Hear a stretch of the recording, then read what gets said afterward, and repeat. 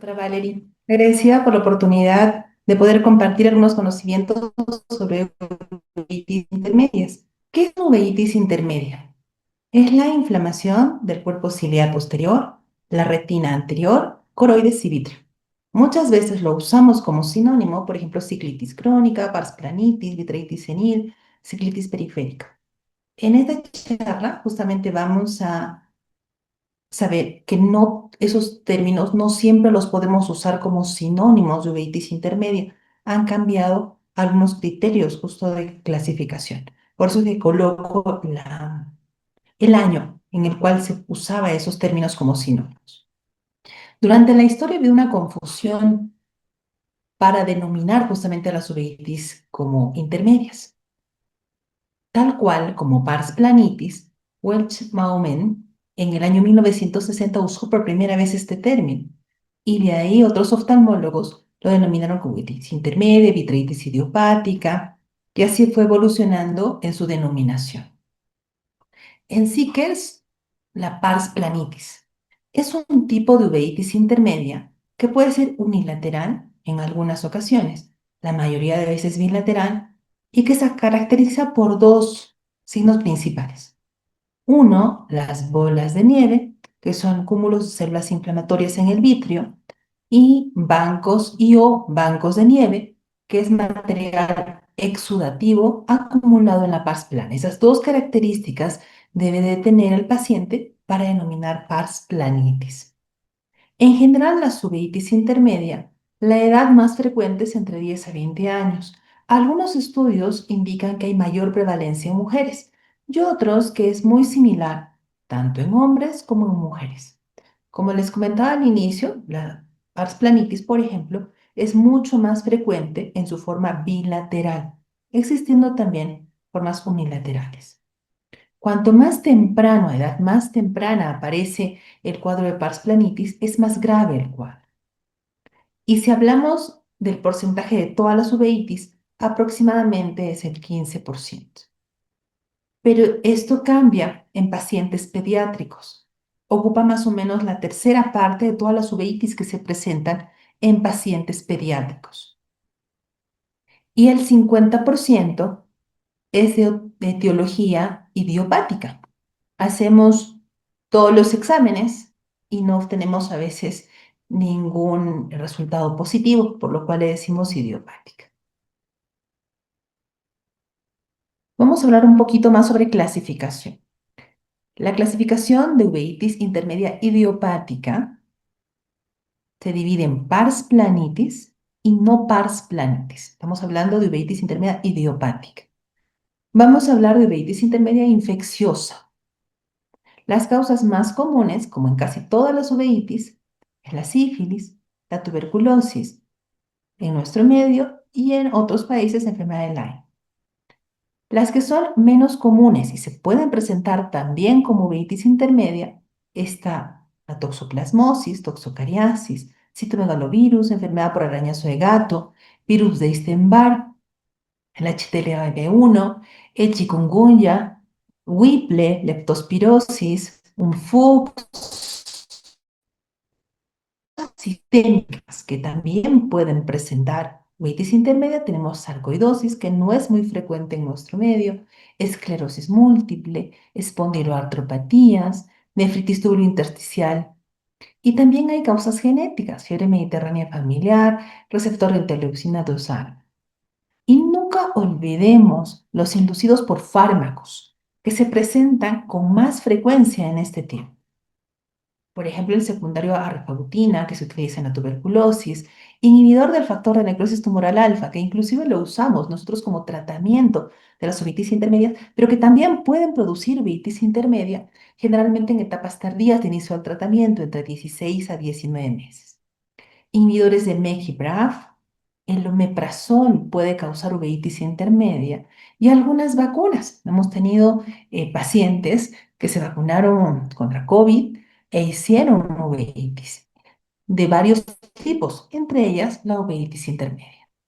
Y nunca tampoco olvidemos las mascaradas, enmascaradas, tipo linfoma intraocular primario, o también conocido como linfoma vitreoretiniano, melanomas uveales, la vasculares, muy frecuente en las mujeres, metástasis de cáncer de mama y en los pacientes varones, metástasis de cáncer de pulmón, amiloidosis y también la retinitis pigmentosa.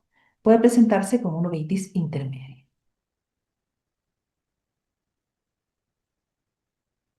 El grupo de trabajo de estandarización de nomenclatura de uveitis, que es ENSUN, en el año 2021, en la revista American Journal of Ophthalmology, publicó criterios para poder clasificar las uveitis intermedias tipo no pars planitis y tipo pars planitis.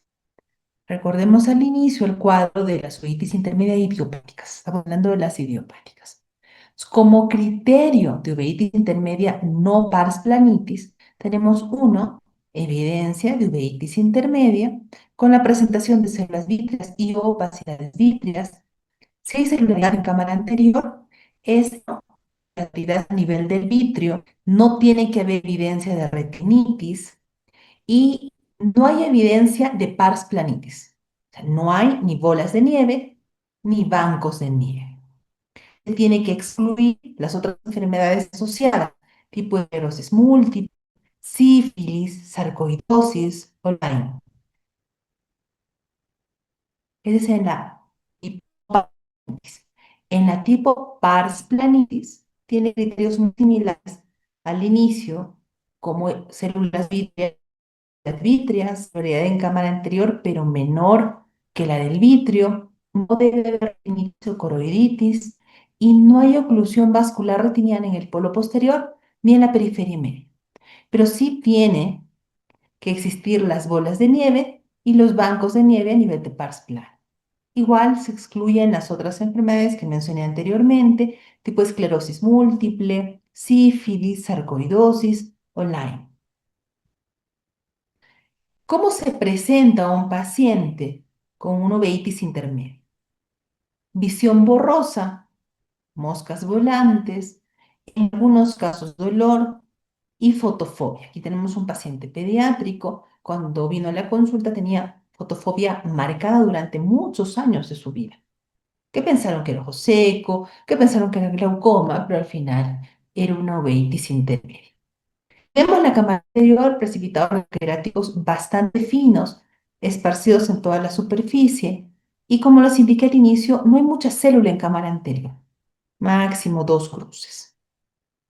Pero sí tenemos una reacción inflamatoria a nivel de vitrio, como observamos aquí. Y si tenemos vasculitis, va a ser una vasculitis retinal, pero periférica.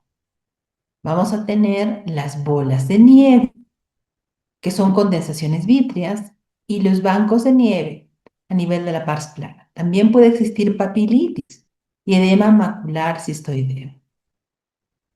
Aquí tenemos lo que les he mencionado, compromiso vascular a nivel periférico, bolas de nieve, bancos de nieve. Es importante identar para poder ver los bancos de nieve. Y también algo importante es echarlo al paciente en una camilla. A veces cuando lo examinamos sentado en la silla, se nos hace muy complicado ver tanto las bolas como los bancos de nieve. Si ustedes quieren, evaluar a su paciente con oftalmoscopio indirecto, pero echado en una camilla, que es lo más aconsejable. Las bolas de nieve, como observamos aquí, hay que ser muy minuciosos e irnos bastante periférico, porque no identamos, vemos la parte central, decimos no, no hay bolas, pero si nos tomamos el trabajo de examinar toda la periferia de la retina, identamos, ahí vamos a encontrar las bolas de nieve. Tenemos nuestro paciente con waiting y nos pregunta, ¿qué va a hacer de mí? ¿Cómo va a ser mi cuadro? ¿Cómo va a evolucionar? Existen tres conductas que va a tomar la uveitis. Uno, que va a ser un curso benigno, limitado en el tiempo, y va a mejorar de forma gradual. Y no va a haber episodios de exacerbación. Ese es el menor porcentaje, que es un 10%. El segundo grupo, la enfermedad va a ser bastante prolongada, pero no hay muchos episodios de exacerbación. Es el mayor porcentaje.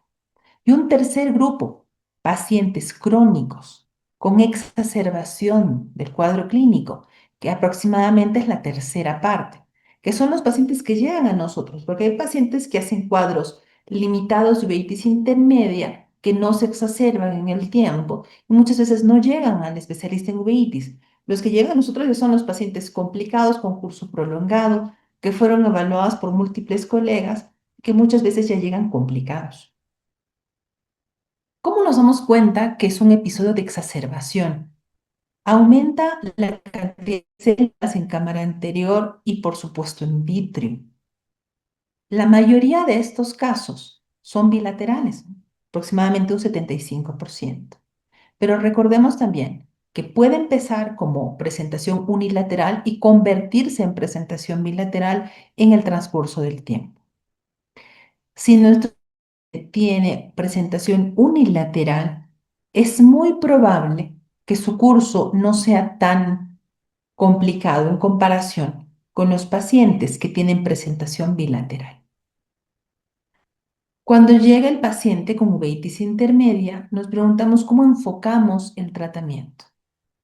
En el caso de las uveitis intermedias no infecciosas, seguimos el escalón terapéutico que usamos también en las otras uveitis no infecciosas. Primer escalón son los corticoides, que pueden ser locales, perioculares, intravitreos. Y no nos olvidamos, si usamos los corticoides, por ejemplo, vía oral, suplementar con calcio o vitamina D o bisfosfonatos, porque si tenemos un paciente, por ejemplo, con prednisona durante mucho tiempo, lo vamos a llevar a una hipocalcemia, va a tener este paciente osteoporosis y va a tener otra complicación. Siempre protejamos a nuestro paciente. El segundo escalón, que son los inmunosupresores, que es el methotrexato, el micofenolato, la azatioprina, la ciclosporina. El tercer escalón, que están los biológicos, que los usamos con mucha frecuencia en pacientes con uveitis intermedia. El adalimumab, el infliximab, el rituximab, el tocilizumab. Y un cuarto escalón que lo reservamos para casos muy especiales, que son el clorambucil y la ciclofosfamida. Tenemos que, en este escalón, salvo que sea un cuadro extremadamente agudo, con compromiso severo de la huesa visual, en los casos podemos saltarnos los escalones, pero la mayoría de veces tenemos que ir escalón por escalón. El primer escalón, como tratamiento médico, están las inyecciones perioculares de corticoides que usamos con bastante frecuencia. Podemos infiltrar triamcinolona, el acetato de prednisolona. Se puede colocar una inyección subteroniana entre 1 a 3 semanas de forma inicial y de ahí, si es que el paciente lo requiere, se puede colocar cada 3 o 5 semanas. No mejoró nuestro paciente, sigue con la uveitis intermedia, podemos optar por corticoides orales. La dosis es de 1 a 1,5 miligramos kilo por día. Cuando iniciamos el tratamiento, tenemos que ir descendiendo, no nos vamos a quedar con esta dosis 2, 3 meses. Este paciente lo podemos complicar, podemos hacer que tenga catarata secundaria u otro tipo de problemas sistémicos. Si tenemos respuesta, vamos bajando de forma progresiva y vamos a mantenernos una dosis baja, puede ser 5 miligramos de prednisona durante varios meses. Si nuestro paciente no evidenció mejoría, tenemos otros medicamentos que podemos usar. Ciclosporina, que es un supresor de células T, azatioprina, metrotexato, que son los antimetabolitos, y los alquilantes tipo ciclofosfamida y clorambucilo, ya como último escalón. No mejora el cuadro. Tenemos también la opción quirúrgica. Se utiliza la crioterapia, aunque algunos no están a favor de la crioterapia porque puede producir a la larga tisis bulbi. También vitrectomía. En pacientes que tienen complicaciones por uveitis intermedia, en los estudios que se han presentado ha demostrado su utilidad como parte del tratamiento. Y también la vitrectomía nos va a ayudar cuando tenemos una etiología dudosa. Tomamos muestra de vitrio, le realizamos un PCR, y nos ayuda también para el tratamiento. Y siempre tener presente los inmunosupresores. El oftalmólogo se ha formado desde el punto de vista quirúrgico, evaluar el ojo, pero muchas veces no nos han formado para manejar los inmunosupresores. Si sabemos manejarlos, bien. Si no, siempre pedir ayuda del reumatólogo de confianza que sepa manejar cuadros de uveitis. Como les mencioné al inicio, usamos con bastante frecuencia infliximab, adalimumab, que se ha demostrado su eficacia en el tratamiento de la uveitis, en este caso intermedia. El curso de la enfermedad va a tener complicaciones y son los pacientes que nos llegan a nosotros. Son pacientes ya complicados la mayoría que acude a la consulta. Pueden llegar con catarata, sea uni o bilateral, edemas maculares cistoides, queratopatía en banda, glaucomas secundarios, inclusive desprendimientos de retina, retinosquisis o hemorragia vítrica.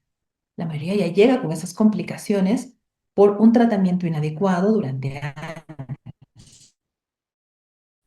Compartir con ustedes un caso clínico que lo conozco ya hace bastantes años y he visto la evolución de este paciente. Es un paciente que empieza la atención con mi persona en el año 2019, a la edad de 15 años, ahora ya tiene 21 años. Y este paciente me refiere que el tiempo de enfermedad es de 7 años. Durante 7 años fue visto por numerosos oftalmólogos en varias localidades del Perú y nunca diagnosticaron lo que en verdad este paciente tenía. Él debutó con disminución de agudeza visual. Al inicio, un ojo derecho, que se hizo bilateral meses después, miodesopsias. Y conforme fui interrogando al paciente, él desde edad muy temprana tenía dolor matutino en región lumbosacra. El paciente con uveitis, cuando es interrogado, no solamente nos limitamos a preguntar molestias oculares, tenemos que preguntar también por molestias sistémicas, a nivel de articulaciones, a nivel de región de la columna, dolor de cabeza, porque muchas veces esto nos puede orientar al diagnóstico. Este paciente, cuando le hacemos el examen en el año 2019, tenía en el ojo derecho, con corrección, cuenta de 30 centímetros, en el ojo izquierdo 20, presión en ese momento 10 milímetros de mercurio en ambos ojos, movimientos oculares observados. A nivel del ojo izquierdo tenía una cruz de células, pero eso era muy poco. En el ojo derecho tenía opacidad de cristalino, subcapsular posterior 3 cruces y cínecas posteriores en 360 grados. En el ojo izquierdo, subcapsular posterior una cruz que se mantiene así hasta el momento. Viene con estos exámenes, se observa que hay bastante a nivel vítreo por la catarata del ojo derecho, mucha opacidad de medios, como observamos en esta imagen, y compromiso a nivel vascular, pero que a nivel periférico. Se le realizó todo el tamizaje que normalmente realizamos cuando un paciente llega y no tenemos el diagnóstico. Un hemograma que salió normal, hemoglobina 15,2, PCR 2,63, velocidad de sedimentación de 6, factor reumatoideo dentro de límites normales, negativo a Bartonella Genseler y también a borrelia Gordon-Ferin, el HIV negativo, HTLV 1 y 2 negativo, toxoplasma negativo, cuantiferón negativo. Entonces, estos son los exámenes que en la mayoría de pacientes realizamos como tamizaje. No olvidarnos de la sífilis, tuberculosis que existen bastante en nuestro medio. BDRL, FTABS, para Toxocara, ANCA-CIP negativo, ANA negativo, HLA-27 negativo. Como tenemos todos los exámenes negativos, diagnosticamos pars planitis. Le iniciamos, es entonces un joven de 15 años, metrotexato a 12,5 miligramos por semana. Pero como el paciente nos manifestó que tenía dolor en región lumbosacra, se le solicitó resonancia magnética y se encontró que había sinovitis a predominio de cadera izquierda. Con ayuda de reumatología se le diagnosticó artritis juvenil, subtipo artritis relacionada a entesitis. Entonces, era un paciente con un problema de artritis idiopática que se manifestó con una pars planitis a nivel bilateral. Como les comenté al inicio, empezamos con Trotex 12,5. Ya con la magnética se cambió el plan de tratamiento, aumentó la dosis del metrotexato. Con metrotexato siempre suplementar con ácido fólico, colecalciferol, y se decidió colocar infliximab. Se inició en julio del año 2019. Como el paciente tenía catarata subcapsular posterior, tres cruces en ojo derecho, se realiza la cirugía, realizó la cirugía en el 2020, seguía con su tratamiento de infliximab y al mejorar la agudeza visual del ojo derecho, este paciente decide abandonar el tratamiento. Me busco un año después, indicando que había bajado la agudeza visual, presentaba miodesopsias y el dolor en región lumbosacra regresó. Reinició el tratamiento en abril del 2021, usó pocos meses debido a que por la pandemia no se contaba con el personal para que le colocara la medicación. Estuvo 2 años y un poco más sin el tratamiento. En diciembre del año pasado, saca de nuevo consulta indicando que había bajado la visión. Se realiza la interconsulta reumatología y reumatología, que era otro reumatólogo en el hospital, al no tener exámenes de laboratorio, se negó durante muchos meses a prescribirle el medicamento. Así que después de conversar bastante con reumatología, recién en abril de este año reinició el tratamiento a 5 miligramos por kilo de peso, que es lo habitual, la dosis que se utiliza, porque observamos que el año pasado ya había una reactivación del cuadro inflamatorio vascular, sobre todo a nivel periférico. Actualmente el paciente está estable, ya no tiene en dolor lumbar y la huesa visual ha mejorado bastante.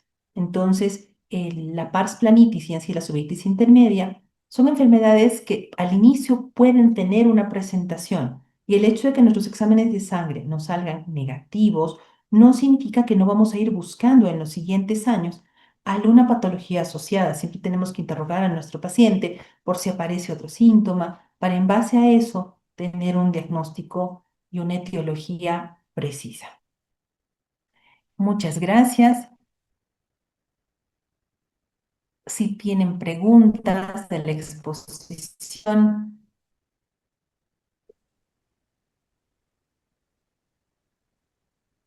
Doctora Beriosca, mientras esperamos alguna consulta de los asistentes, yo quería preguntarle su opinión sobre la angio-OCT, porque en estos pacientes vemos la importancia de la angiografía que es con fluoresceína. ¿Hay algunos estudios? ¿Qué opina usted? ¿Realmente la angio-OCT puede ocupar el lugar de la angiografía con fluoresceína en estos pacientes? yo creo que sí, porque recordemos que la angiografía con fluoresceína es de muchísima utilidad en uveitis, pero cada vez se utiliza menos en el país. Yo creo que la angiografía con fluoresceína tiene un lugar, pero la tecnología se está imponiendo y como les mostré en la última imagen, las angio-OCT de campo amplio son las que nos ayudan muchísimo para poder encontrar defectos vasculares, sobre todo a nivel periférico. Creo que ambas tienen su importancia, pero por el hecho de que ya no hay tanto equipo de angiografía con fluoresceína, la angiografía con OCT va a tomar mayor importancia durante los próximos años.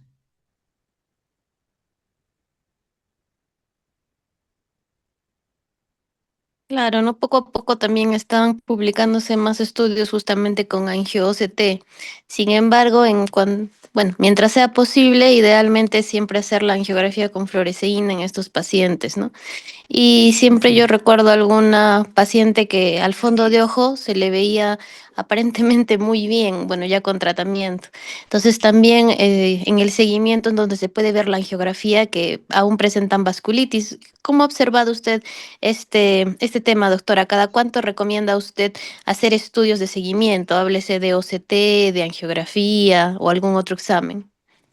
De forma rutinaria, yo les indico 2 veces por año, salvo que este paciente de forma súbita haya notado algún cambio en la agudeza visual, el paciente presente más miodesopsias, hay algún cambio en sí en su rutina diaria a nivel ocular, ahí sí le indico lo más antes posible, pero generalmente como rutina, 2 veces al año, si es que pueden, a veces desde el punto de vista económico no lo pueden hacer, pero por lo menos una vez al año contar con un examen para realizar el seguimiento. Como usted dice, en uveitis, el paciente, cuando le hacemos exámenes, no hay células, el fondo de ojo parece excelente, la agudeza visual no cambió, pero al hacer exámenes justamente para evaluar la vasculatura, ahí es donde vemos el problema. Semovitis es muy importante porque eso va a orientar al seguimiento y también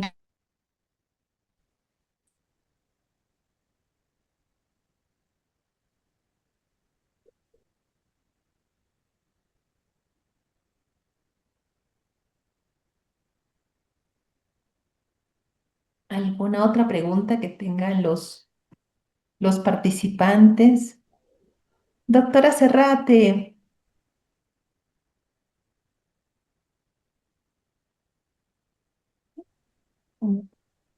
Buenas doctora, noches. ¿cómo está, Qué doctora? Buenas gusto. noches. Primero, Buenas felicitarte, noches. Virioska. Buenas noches, Valerie. Felicitarlas porque una linda presentación, sencilla y muy didáctica. Aló, ¿me escuchan? Sí, Sí, doctora, sí la doctora. escuchamos. Ya, perfecto. Muchas Esto, gracias. muy didáctica. Yo comenzaría de la parte más básica, recalcar para que los conceptos queden claros. Lo que dijo Berioska, un buen fondo de ojo con midriasis. Y si pueden hacerlo con identación, mejor. Yo tuve la oportunidad de ver a un chico de 12 años procedente del Cusco que venía solamente por miodesopsias. Y lo dijo Berioska, a veces no traen más inflamación y si son de edad pediátrica, más no tenía absolutamente nada más que miodesopsias. Y el chico lo definía muy bien en un solo ojo. Le hicimos la dilatación en un ojo y en el ojo que él se quejaba, y sí había un poquito de vitreitis, pero no tan evidente. Revisamos el segundo ojo y en el segundo ojo habían bolas de nieve. Entonces, si un chico se queja de miodesopsias o de algo raro, hagamos un examen completo. Y él ya había pasado por, como lo dijo Berioska, por 3, 4 oftalmólogos. Entonces, comencemos de lo básico. La otra parte es que nosotros debemos ayudarnos con los reumatólogos, que son los que saben muchísimo más de cómo buscar la causa. Y luego que hemos descartado diferentes causas, nos quedamos con la pars planitis. Y en la pars planitis yo aprendí desde inicio que había que buscar dos cosas, edema de mácula y vasculitis, porque son las dos cosas que te van a producir problemas.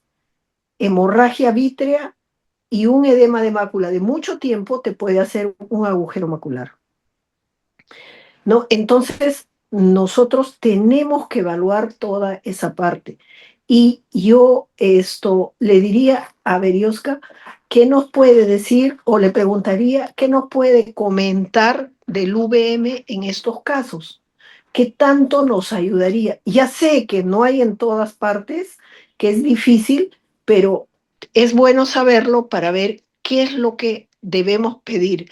La angiografía, yo estoy de acuerdo que pidan angiografía. El OCT de mácula también, y con toda la tecnología, pero debemos saber también cómo funciona todo esto. Si nos puede hacer algún comentario, muchas gracias.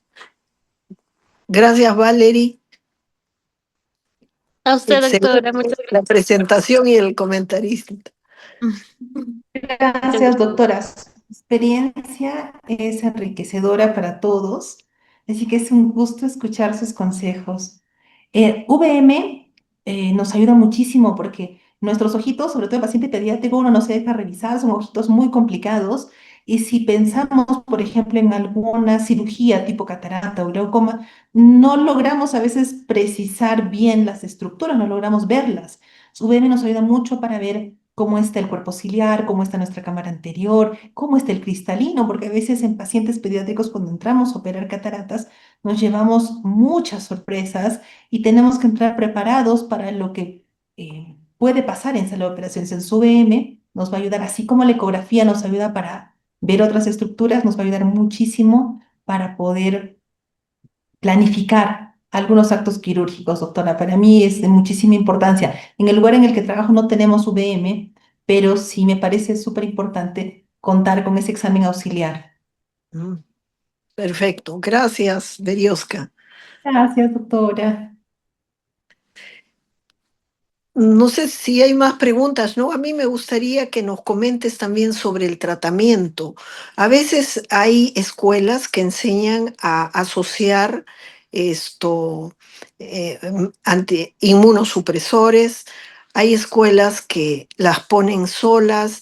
¿Qué has revisado sobre eso para tener un cuadro más claro sobre el tratamiento?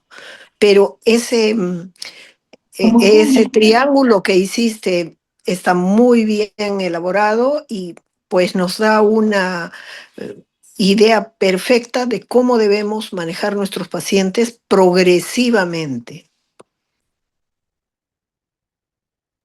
si tenemos un paciente con pocas lesiones, con una buena agudeza visual, a mí me informaron de usar un solo medicamento. No mejora, se puede sumar otro medicamento, pero no hacer el cambio de manera abrupta. No mejoró el paciente en 2 semanas, no significa que en 2 semanas tengo que introducir otro medicamento, otro inmunosupresor. Se tiene que esperar el tiempo prudente. Cada inmunosupresor tiene su tiempo de acción, generalmente mes y medio hasta 2 meses. Esperar. Si funciona, me quedo con la medicación. No funcionó 2 meses, se conversa con reumatología, se conversa con el paciente, se puede pasar a inmunomoduladores, se puede pasar a biológicos. Y en mi caso yo siempre reservo los alquilantes, sobre todo en paciente pediátrico, como última escala, porque en algunas escuelas he visto que utilizan alquilantes como primera opción, pero en paciente pediátrico usar un alquilante es alterar su ADN y probablemente comprometer inclusive la reproducción de ese paciente en el futuro. Entonces, yo los alquilantes los reservo ya en casos de mucha emergencia, cuando el paciente entra con un cuadro severísimo. Si no, opto por un medicamento, sumo otro, no mejoró en ese tiempo y recién puedo plantear algún biológico para el paciente. Y también es muy importante ver la condición económica del paciente.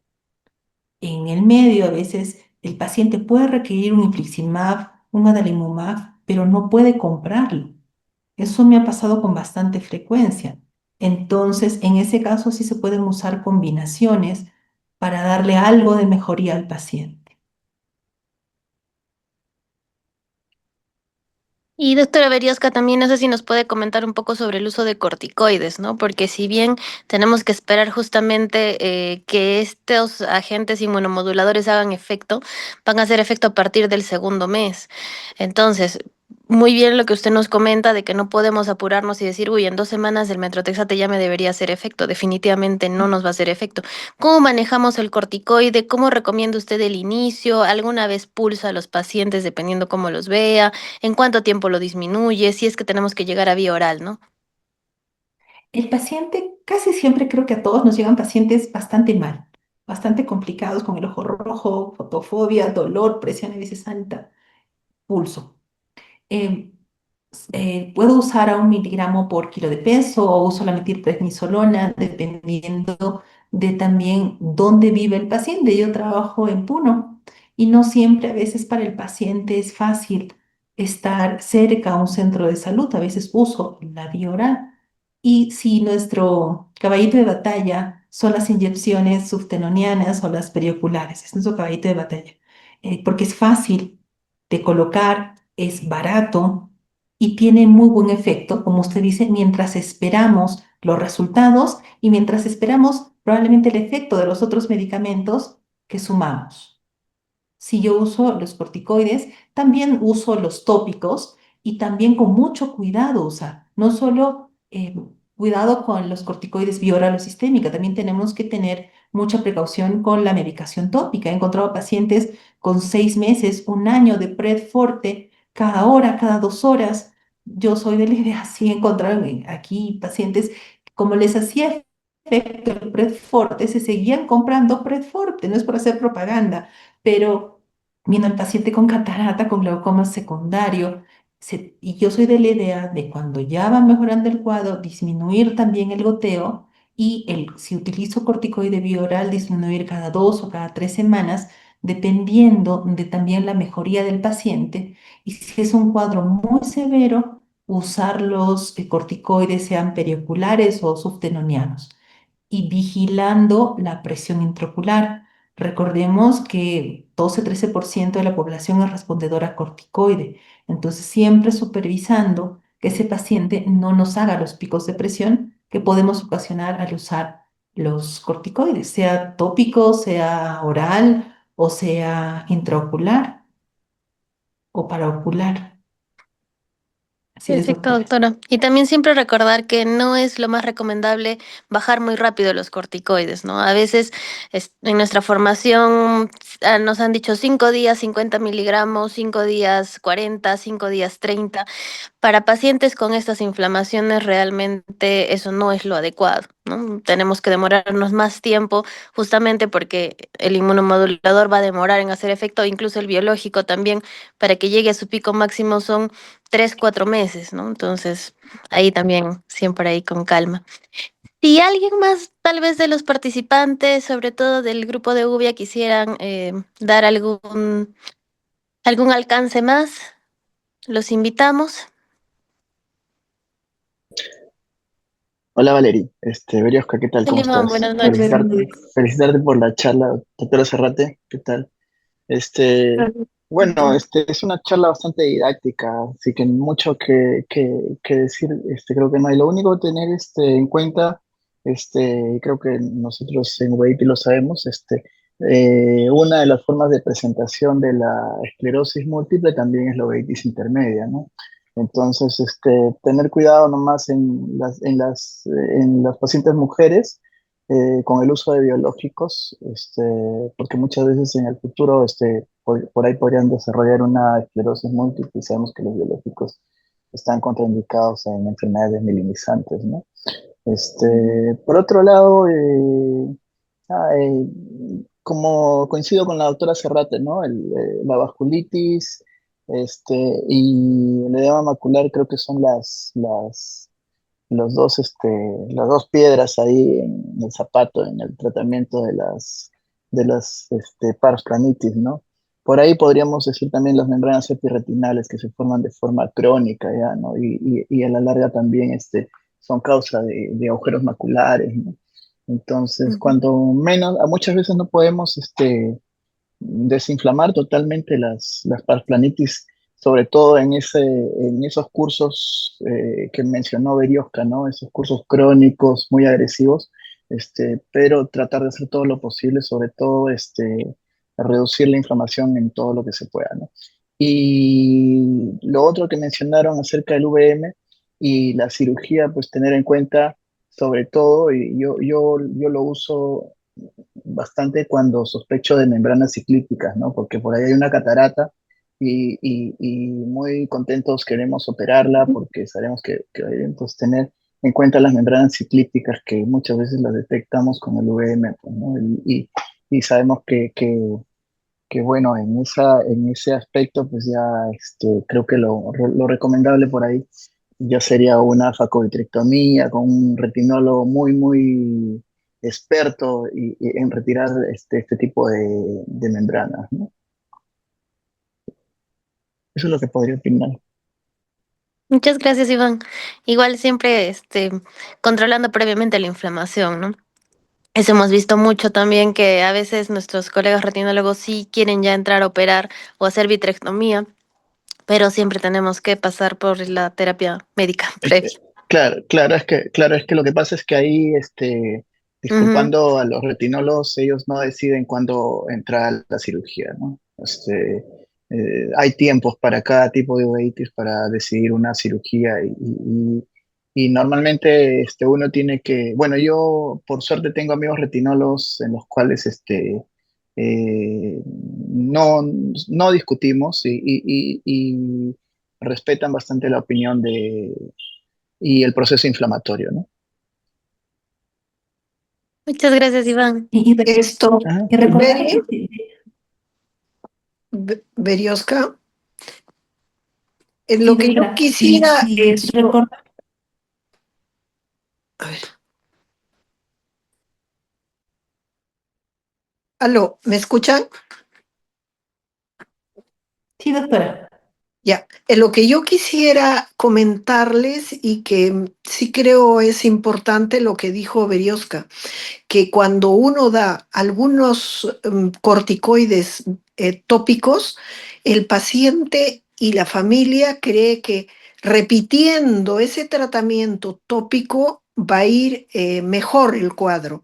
Y muchas veces recuerden que la parsplanitis no se cura con el corticoide tópico, funciona mejor el corticoide periocular. Y en otras palabras, ellos no van a poder repetir un corticoide periocular. Entonces, recuerden que es una vía accesible, no muy cara, como dice esto Berioska, que se puede usar y no le tengan miedo a la presión intraocular. Yo en el tiempo que tengo no recuerdo haber hecho más que una o dos trabeculectomías por hipertensión ocular y las otras se manejan médicamente.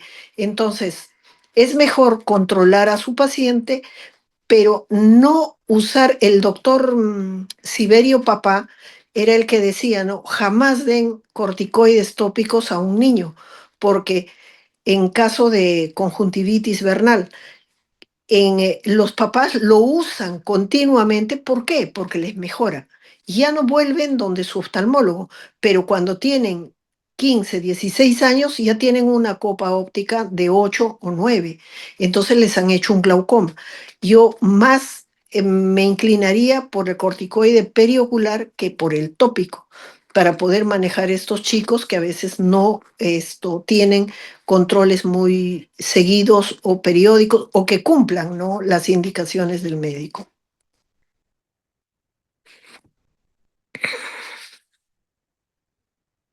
Muchas gracias, doctora Serrate.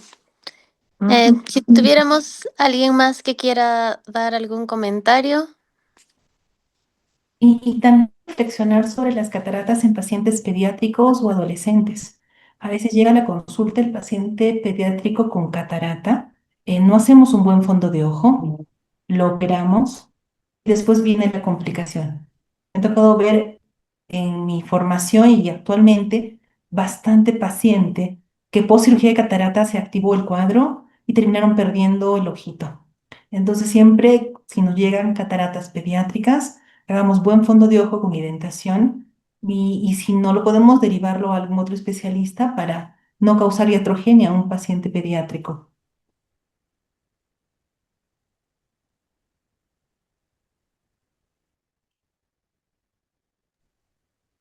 Muy cierto, doctora. Muchas gracias a los doctores participantes. Todos sus comentarios nos ayudan siempre. Creo que si no tenemos ningún otro doctor que desee participar, ya podemos dar por culminada la charla. Muchas gracias, Valerie. Excelente moderación. Gracias, Berioska. Doctora Zarrate, siempre es un Gracias. gusto. Por ahí está, por ahí veo a más gente. La doctora Campos está por ahí. Bueno, este, gracias a todos. No sé, Valerie, tú tienes la última palabra. Muchas gracias a todos. Entonces nos encontramos el próximo mes con una nueva charla del segmento de uveitis de la sociedad.